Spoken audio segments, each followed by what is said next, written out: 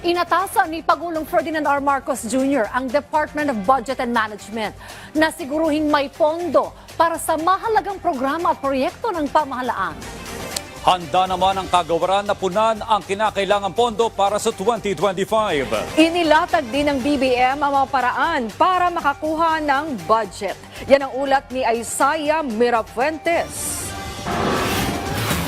Pinatitiyak ni Pangulong Ferdinand R. Marcos Jr. sa Department of Budget and Management ang sapat na pondo para sa mga legacy projects at program na naapektuhan na adjustment o pagbabago sa 2025 General Appropriations Act ng Kongreso. Kung maalala kasi, nitong buwan lang, inuutos ni Pangulong Ferdinand R. Marcos Jr. sa iba't ibang ahensya ng gobyerno na rebyuhin at tukuyin ang mga programa o proyekto na prioridad at handa ng ipatupad. Kasama rin ang mga kailangan muling bisitahin para sa posibleng savings para ma-reprogram o reprioritize.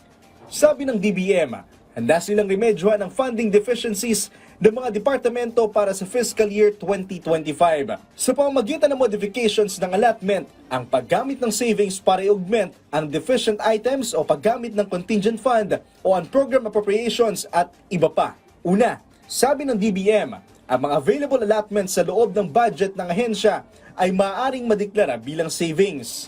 Pangalawa, ang contingent fund ay maaaring itap para makover ang funding requirements ng mga bago or urgent projects. At panghuli, sabi ng DBM, ang mga infrastructure programs at social programs sa ilalim ng SAGIP program ay maaaring makover ng program appropriations. Muling binigyan din ng Budget Department na kaisa sila ng Pangulong Marcos sa pagresolba sa mga validated funding deficiencies. Gayunman, sabi ng ahensya na unawaan nila ang proseso ay dapat tumalima sa mga batas na may kinalaman sa budgeting, accounting at auditing.